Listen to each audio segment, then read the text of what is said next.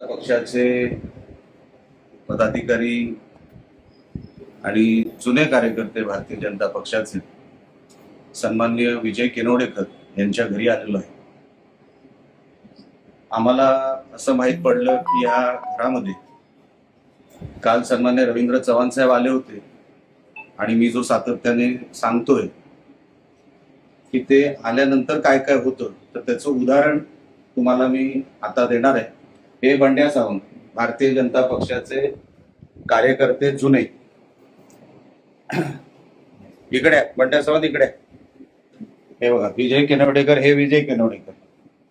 आणि तुम्हाला पैसे दाखवतो या तुमचं घर आहे, तुम्ही ते पैसे कुठे ठेवलेत ते दाखवा. हे काय तुम्हाला दाखवतो ना कुठे ते बघा. इकडे इकडे हे बघा, इकडे हे पैसे. इकडे इकडे शूटिंग इकडे घ्या. हे पैसे हे आता शिडीने 5-10 मिनिटापूर्वी इकडे आलेले आहेत. आणि हे यांचं घर, हे भारतीय जनता पक्षाचे जुने कार्यकर्ते, त्यांची निष्ठा भारतीय जनता पक्षावर आहे आणि भारतीय जनता पक्षाची निष्ठा ही त्यांच्यावर आहे. हे तुम्हाला निष्ठेचं स्वरूप तुम्हाला दिसतच आहे. आता या सर, हे सर माझे पैसे आहेत ते माझ्या ह्याच्यातले आहे. कसले? माझ्या बिल्डिंगच्या बिझनेस मधले आहे. कुठले दाखव, प्रूव्ह करा. हा? तुम्हाला निवडणूक आयोगाकडे प्रूव्ह करायला लागलं. हो. निवडणूक आयोग अधिकाऱ्याला बोलला आणि पीआयला बोलला. बोलो ना, सगळ्यांना बोलला, पत्रकारांना पत्रकारांना बोलू. तुम्ही तुमच्या बिझनेसचे आहे ते तुम्हाला प्रूव्ह करायला लागले. हो. कुठल्या बिझनेसचे आहे ते? केके बिल्डर्स अँड डेव्हलपर्सचे. काय कसलं पेमेंट आहे? हे आपल्या फ्लॅटचं. कसलं फ्लॅट सेल केलं? हो. कॅश मध्ये? कोण आहे कॅश कोणी दिली तुम्हाला? थांबा सर, कोण आहे? राणे साहेब जगताप सर. जगताप साहेब, मी निलेश राणे बोलतोय, आमदार. मी ते विजय केनवडेकर यांच्या घरी आलोय. त्यांच्या घरी पैसे सापडलेत, तर मी तिकडे आलेलो आहे. पत्रकारांनाही बोलवतोय, आपण इकडे यावं, हे ह्याच्यावर योग्य ती कारवाई आपण करावी. मी अनेक दिवसांपासून म्हणतोय की सन्माननीय रवींद्र चव्हाण साहेब जेव्हा जेव्हा जिल्ह्यात येतात तेव्हा एक वेगळं वातावरण करून जातात. काल ते आले मालवणमध्ये आणि त्यानंतर मला संशय वाटला की हे असेच सहज आलेले नाहीत, नुसतं सभेसाठी आलेले नाहीत, तर त्याच्याबरोबर काहीतरी घेऊन आलेले आहेत. आणि त्याचं आतापासून सुरू होणार. संध्याकाळपासून संध्याकाळची सभा होती. आपण अशा निवडणुका लढवणार आहोत का? मी जेव्हा घरात गेलो, मला जेव्हा कळलं रोज 2-2, 3-3 बॅगा, जो मालवणमध्ये अशी 6-7 घरं आहेत जिथे ह्या ठेवल्या जातात आणि तिथून डिस्ट्रीब्युशन होतं. मग त्यांचे कार्यकर्ते तिथून येऊन घेऊन जातात. हे अशा निवडणुका जर आपण, लोकसंख्या किती, आपण वाटताय किती, आणि उद्या हे नगरसेवक निवडून जातील तर काम करतील का तिकडे? ते म्हणतील अरे पैसे दिलेत आम्ही तुम्हाला, आम्ही कशाला काम करू? ते वसुलीच्या कामाला लागतील उद्या जर चुकून हे निवडून गेले तर. हे थांबवलं पाहिजे.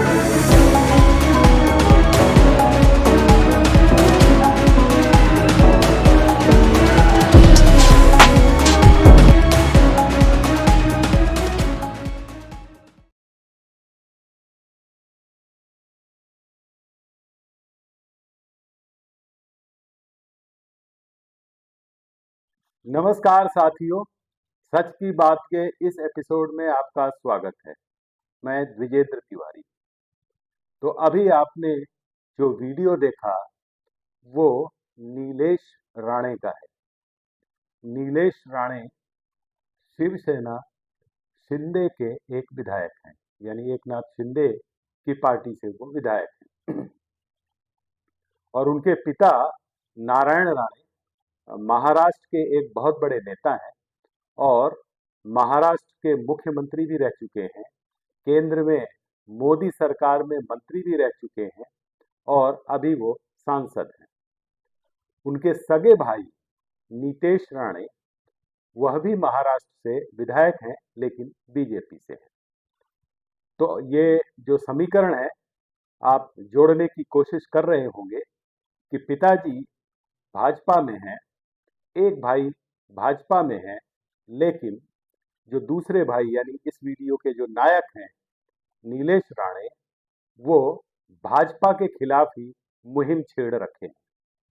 इन्होंने यह स्टिंग ऑपरेशन एक दिन पहले किया था। यह स्टिंग ऑपरेशन जो है भाजपा के एक कार्यकर्ता के ऊपर किया गया था और उनका आरोप था कि जो भाजपा कार्यकर्ता है उसके घर में जो पैसे मिले, जिसकी फोटो उन्होंने दिखाई हुई इस वीडियो में, वो पैसे जो हैं भाजपा के हैं, जो चुनाव के दरमियान बांटने के लिए लाए गए थे। तो सीधा सीधा आरोप है कि भाजपा यहाँ जो स्थानीय निकाय चुनाव हो रहे हैं यानी नगर पालिकाओं और नगर पंचायतों के जो चुनाव हो रहे हैं उसमें भाजपा जमकर पैसे बांट रही है। और उन्होंने सीधे सीधे महाराष्ट्र बीजेपी के जो अध्यक्ष हैं रविंद्र चौहान, जिनके बारे में हमने पिछले एपिसोड में बताया था, रवि दादा, उन पर उन्होंने आरोप लगाया है। अब थोड़ी सी कड़ियां और जोड़ते जाएं, देखें कहां तक हम पहुंचते हैं। तो रविंद्र चौहान जो है वो 2022 में उद्धव ठाकरे सरकार को गिराने में जो मुहिम चली थी उसमें वो पर्दे के पीछे काम करने वाले भाजपा नेता थे।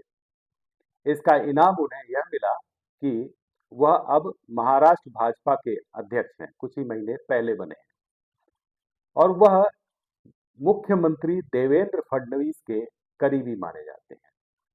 तो कड़ी जुड़ गई ना। शिंदे का विधायक जो भाजपा यानी मुख्यमंत्री यानी भाजपा के एक कार्यकर्ता पर आरोप लगा रहा है और भाजपा के महाराष्ट्र अध्यक्ष पर आरोप लगा रहा है। तो पहली कड़ी तो यह जुड़ रही है कि भाजपा और एकनाथ शिंदे के बीच जो जंग चल रही है पिछले कुछ दिनों से, वह अब तेज हो गई है।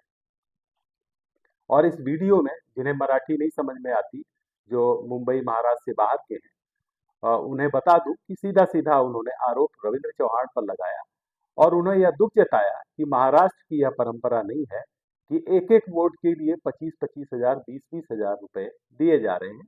उनका सीधा आरोप था कि पैसे बांटने का यह काम और यह संस्कृति भाजपा ले आई है और कोंकण के जो इलाके हैं वहां पर इस तरह पैसे का नंगा नाच चल रहा है। यह सीधा सीधा उनका हमला है बीजेपी पर। तो पहला तो जो कोण है वो ये है कि भाजपा और जो शिंदे सेना की जंग है उसमें अब एक ही परिवार के दो बेटे आमने सामने आ गए हैं। अब उनके जो सगे भाई हैं नीतीश, वो अलग सफाई दे रहे हैं भाजपा की तरफ से। तो यह बड़ा विचित्र सा संयोग है कि एक ही परिवार के दो भाई दो अलग अलग पार्टियों में हैं और वो एक दूसरे के खिलाफ खड़े हैं और यह जो रण है यह बड़ा गंदा होता चला जा रहा है।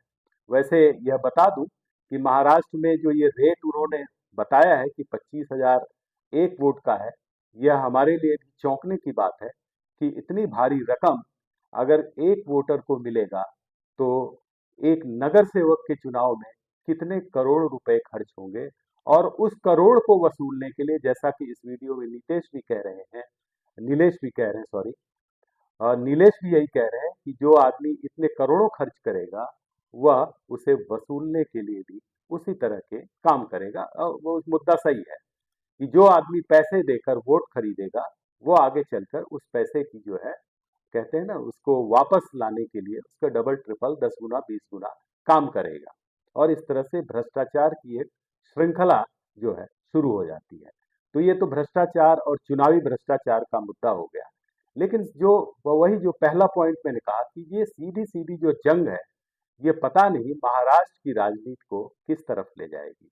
अभी कल ही जो है उन्हीं रविंद्र चौहान ने कहा कि 2 तारीख तक तो हमें गठबंधन बनाकर ही रखना है। तो क्या इसका मतलब 2 तारीख के बाद गठबंधन टूट जाएगा, यानी शिंदे सेना के साथ उनका संबंध टूट जाएगा? अब उनका संकेत तो यही है। तो ये जंग इतनी तेज हो गई है कि इसकी गूंज अब दिल्ली तक हो रही है। वैसे दूसरा जो कोण है कि आखिर भाजपा पर यह सीधा हमला जब बेटे नीलेश कर रहे हैं तो क्या उन्होंने अपने पिताजी यानी भाजपा के जो सांसद हैं नारायण राणे, उनसे बात नहीं की होगी? मुझे तो नहीं लगता। इसका मतलब ये है कि भाजपा के जो नारायण राणे हैं, उनकी भी मूक सहमति रही होगी। अब नारायण राणे की अगर मूक सहमति है, तो उनके पीछे कौन है? ये एक अगली कड़ी है, इसको जोड़ने का हम सब मिलकर प्रयास करते हैं। तो अगर नारायण राणे जो दिल्ली की राजनीति में सक्रिय हैं और वह देवेंद्र फडणवीस और उनके करीबियों पर हमला होते देख रहे हैं या उस हमले के बाद भी मौन है, तो इसका क्या अर्थ निकाला जाए? क्या इसका अर्थ यह है कि दिल्ली में कोई एक ऐसी शक्ति है, महाशक्ति भी हो सकती है, जो चाहती है कि महाराष्ट्र में देवेंद्र फडणवीस को डिस्टर्ब किया जाए? क्या ऐसा है? मैं अंदाज लगा रहा हूं, हो सकता है कि जो दिल्ली में बैठी शक्ति या महाशक्ति है, वह महाराष्ट्र में देवेंद्र फडणवीस और उनकी जो टीम है, उस टीम के खिलाफ काम कर रही है। और इसी वजह से इतने बहुत ही कहते हैं ना हिम्मत के साथ कोई व्यक्ति अगर आरोप लगा रहा है, तो ऐसे ही आरोप नहीं लगा रहा है। पैसे का खेल तो सभी लोग करते हैं। भाजपा का नाम इसमें इन दिनों ज्यादा उछल कर आ रहा है। जब सरकार गिरी, तब भी खोके सरकार उद्धव ठाकरे कहते थे, यानी कई करोड़ों रुपए जो है विधायकों को, अरबों रुपए विधायकों विधायकों पर खर्च हुए। तो भाजपा को इस बात के लिए जो विपक्षी दल है, वो कटघरे में तो खड़ा करते हैं। लेकिन अब सवाल ये है, शक्ति कौन है? क्या अमित शाह है? मैं मैं अंदाज लगा रहा हूं और आप भी अंदाज लगाने की कोशिश करें कि क्या ऐसा है कि दिल्ली में अमित शाह जो है कुछ न कुछ खुरपेच जो है महाराष्ट्र में करते रहते हैं। इस तरह की चर्चाएं भी सुनाई पड़ती है। आखिर एक नाथ शिंदे जब भी तकलीफ में आते हैं, तो वह गृह मंत्री अमित शाह से ही क्यों मिलते हैं? यह भी सवाल है। और अमित शाह के मिलने के बाद ये एक स्टिंग ऑपरेशन जो है वो नीलेश राणे कर रहे हैं। तो कड़ी जोड़ी है, आप भी जोड़िए। मैं आरोप नहीं लगा रहा हूं, मैं एक अंदाज लगा रहा हूं, एक पत्रकार के रूप में। एक एक 40 वर्ष की मेरी पत्रकारिता के बाद जो मैं अंदाज लगा रहा हूं कि कहीं ऐसा तो नहीं है कि दिल्ली की यह शक्ति इस स्टिंग ऑपरेशन और इस मुहिम के पीछे है। तो ये एक मुद्दा हो सकता है। और उसके पीछे कारण भी हो सकता है कि देवेंद्र फडणवीस एक तो जो राजनीति की भाषा में कहते हैं यंग है, हालांकि 50 के ऊपर है, लेकिन राजनीति में ऐसे लोगों को यंग ही कहा जाता है। राहुल गांधी भी यंग है, हालांकि वो 56 साल के हैं। तो ऐसे यंग नेताओं की जो पौध भाजपा में बढ़ रही है, क्या उनकी टांग खींचने का प्रयास शक्ति या महाशक्ति की तरफ से हो रहा है?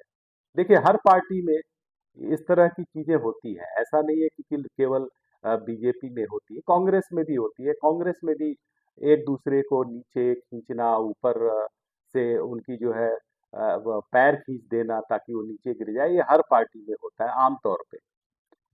तो हो सकता है बीजेपी में शक्ति या महाशक्ति ऐसा ही कुछ काम कर रही हो, और महाराष्ट्र में इस तरह का स्टिंग ऑपरेशन इसी कारण से हो गया। अब इस तरह की बहुत सारी चर्चाएं चल रही हैं, अंदाज लगाए जा रहे हैं। जैसे मैंने अंदाज लगाया, मैंने एक अपने दिमाग के घोड़े दौड़ाए, तो मुझे ये लगा कि कहीं इसके तार वहां से तो नहीं जुड़े हैं। अगर आपके या हमारे जो पत्रकार मित्र कोई देख रहे हो, उनके पास ऐसी कोई जानकारी हो, तो जरूर वीडियो बनाएं कि भाई आखिर एक ही सत्तारूढ़ दल के दो दल आपस में इस तरह से सिर फुटौल क्यों कर रहे हैं? इसका सबसे बड़ा कारण क्या है?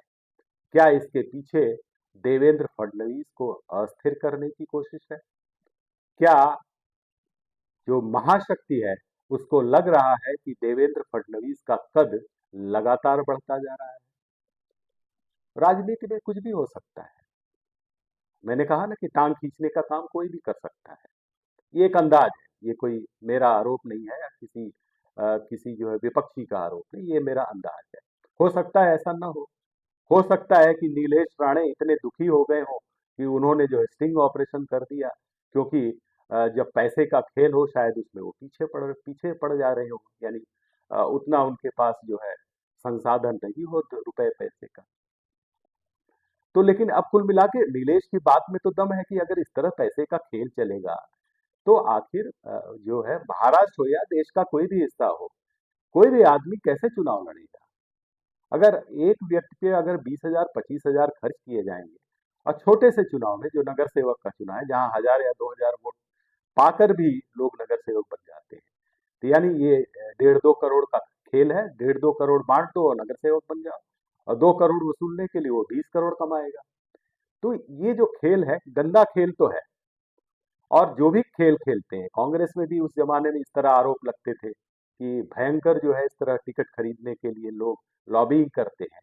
अब उसका कोई सबूत तो हमारे पास नहीं है और किसी के पास हो भी नहीं सकता, क्योंकि ऐसे जो शेडी डील्स हैं वो बड़े अंधेरे और अंधेरी रातों में किए जाते हैं।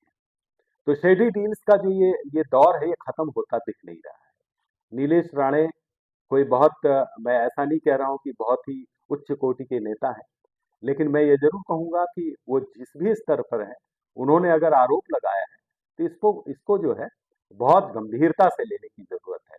चुनाव में अगर इस तरह से रुपए पैसे का खेल बढ़ता गया तो आखिर जो सामान्य जन है या युवा है जो 30-35 की उम्र के हैं, वो कैसे चुनाव लड़ेंगे? या फिर वही होगा कि जिनके पास करोड़ों अरबों रुपए हैं या जिनके माता पिता उद्योगपति अथवा राजनीति में पहले से ही माल दबाकर बैठे हैं, वही आगे बढ़ पाएंगे।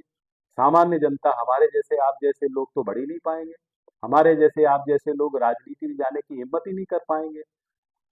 हम चुनाव लड़ने की जो है अगर हम तैयारी भी करें तो हम कुछ कर ही नहीं पाएंगे, क्योंकि लोगों ने इस तरह इसका बाजार बना दिया है कि कोई भी सामान्य व्यक्ति चुनाव लड़कर जीत नहीं सकता है।